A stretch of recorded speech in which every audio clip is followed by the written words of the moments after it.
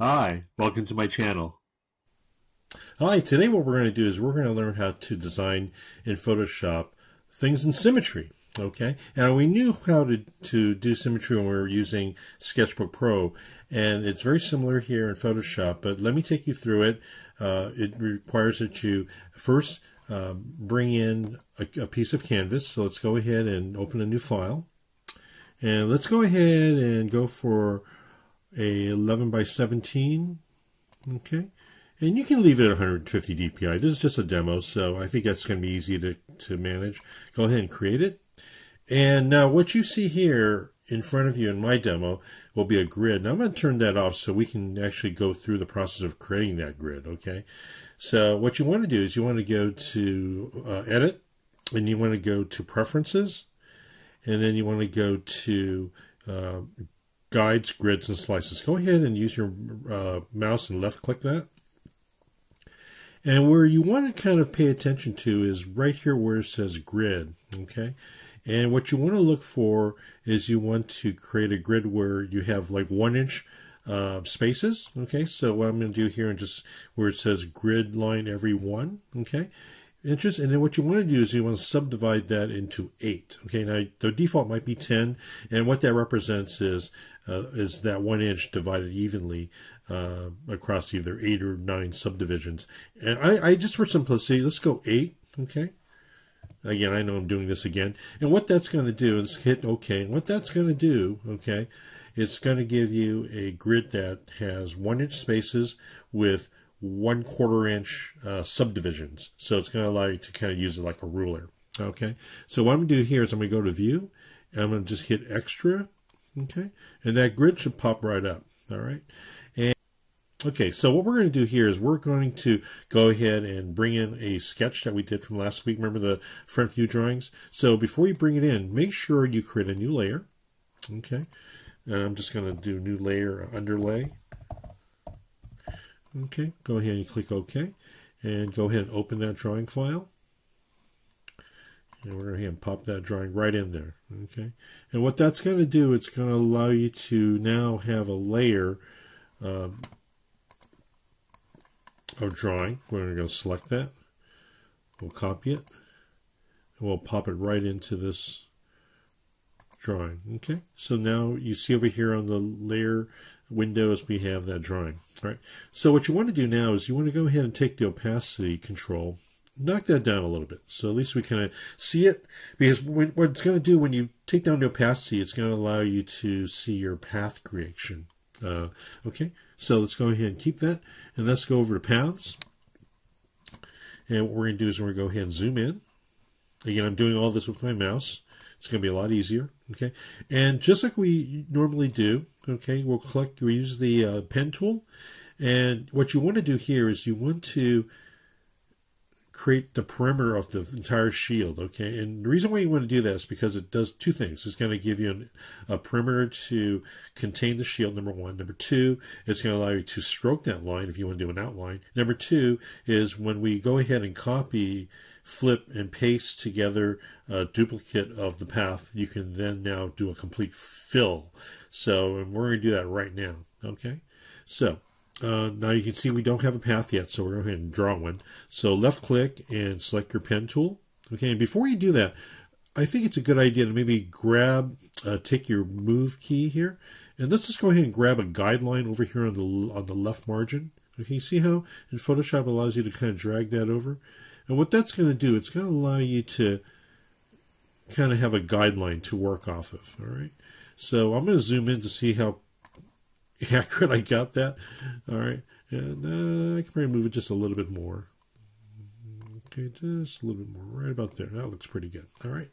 So let's go ahead and zoom out.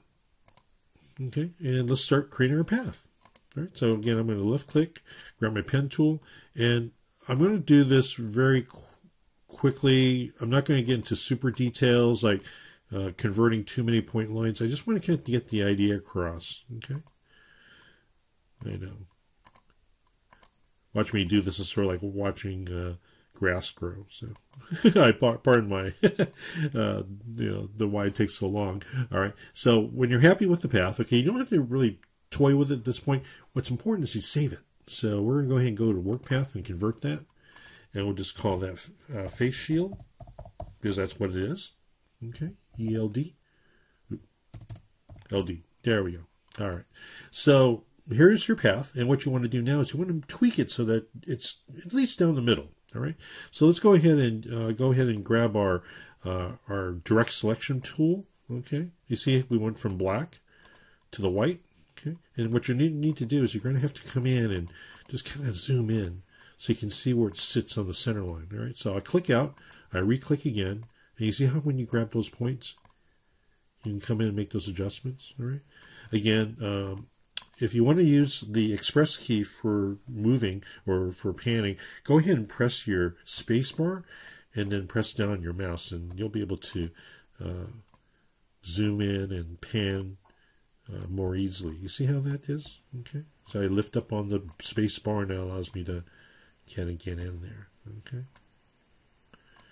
Again, pardon me, I'm not going to get into converting too many points.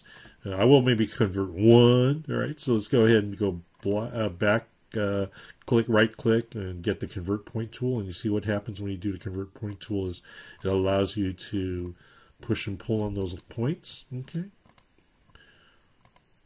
We'll raise that up against the jawline. We might convert this one. Okay, see the little angle icon that comes up? That tells you that you've got the convert point tool. Let's hit the space bar again. Let's drag that down. Maybe we'll drag this down and convert it just a little bit. No, I think that's okay. And we'll bring this one center. Okay. Okay, that looks pretty good. All right, so let's go ahead and zoom out and see the whole picture, fit the screen. All right, and when you're ready, go ahead and select the direct path, or not the direct, but the path selection tool, which is the black button. Okay, and what that's going to do, it's going to give you an idea of what that whole half path is. Okay, now what to do to get the other half is easy. While it's selected, go to your edit.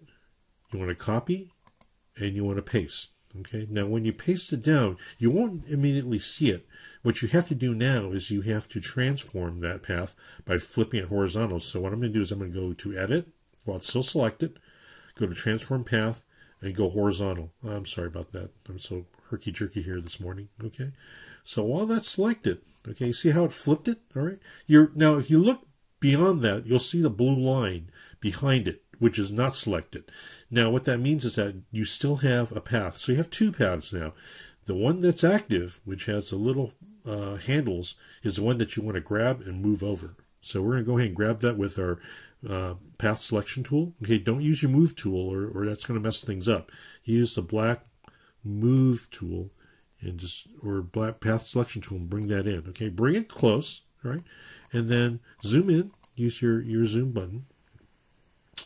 And let's go ahead, while it's still selected, let's go ahead and nudge it so it's right there in the middle. Okay. All right, that looks pretty good.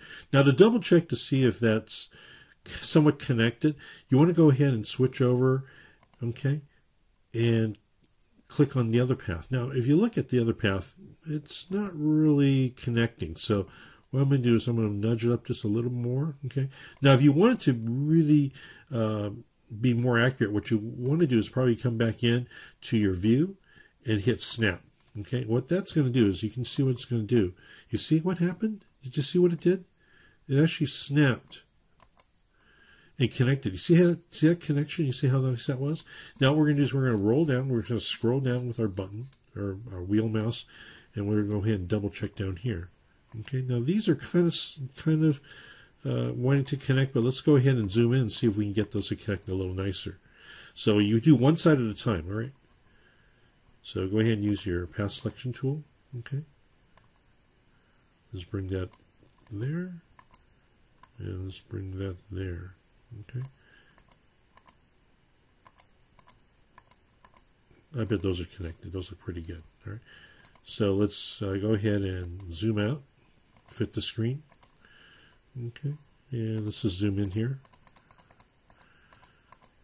Okay. Now, there's going to be times when, hey, you know what? It's not connecting for me. What you can always do is you can go ahead and use direct selection. Okay. reselect it, and just manually move it over to select. Okay. You see how I'm zooming in? So I'm just manually making that selection. All right. So let's go ahead and zoom out. All right. Now, let's use the path selection tool, and let's go ahead and select one side of the path and hold the shift key down and then click on the other side of the path. All right. Now, if I go down on when the path window is open and select the third button, now if I hit that, it should make all of the paths active. Now watch this. Ah, success. Okay. And I'll tell you why. What you're looking for is a continuous path, uninterrupted. You don't want to have little dips. Okay. Like sometimes if you're off just a little bit in Photoshop, it will kind of go its own way. It'll go to wherever the point is located and then zoom back up. And what that is it's called a broken path. So you're going to have to come back in and you'll have to reselect, go backwards, trace back, and use your direct selection button, which is the white one, to then grab that point and make adjustments to reconnect itself to the other side. And that's going to give you a nice piece. Okay. So while that's now selected, let's go ahead and open a new layer. Oops, sorry. Go a little slower. Let's open a new layer. We'll call this layer 2. And we'll call this the face shield. Yeah, I know I hear face shield front all the time. I'm sorry to confuse you with so many face shields, but I always make it a habit to name my layers so I know where I'm at. You just want to kind of be a little more organized. All right. So here we go. So when I look at my layer, I've got a layer for my face shield. I've got my underlay drawing. That's good. Let's go to our path. The path is active. Okay. So I think all we're ready to do is now render. So let's go to our color, and again, let's select the light gray. Okay. Remember how we want to use the light gray so that we can dodge and burn. All right. And we'll go ahead and use the bucket, and let's go ahead and fill it. Boom. There you go. Okay. And when you're ready, you can go ahead and deselect. And there's your face shield. Now, the face shield is opaque, so what you'll have to do is you go back into that layer, and you want to go back and adjust the opacity. So turn on the opacity control on that layer, and just nudge it back. Okay?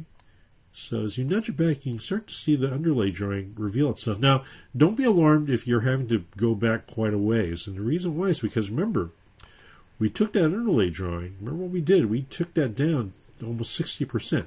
So if I go back in and bring that up, there it is again. Okay? So like I was saying, Photoshop rendering is one of those things where you want to kind of toggle back and forth to see where you're at in preparation for the next layer. Okay? So there we go. There's your face shield. All right. Now, just to let you know, this portion of the demo is going to conclude, because what we're going to do in the next video is we're going to go ahead and select different parts of the face shield and the mask, and to repeat the same process. And then once we kind of have everything filled with different opacities of gray, then what we'll do is we'll go ahead and compile all those layers and begin our rendering. Okay, so this video concludes, and just stay tuned for the next video, because we're going to go and repeat the same process with yet another piece of the mask. Okay, thanks for watching.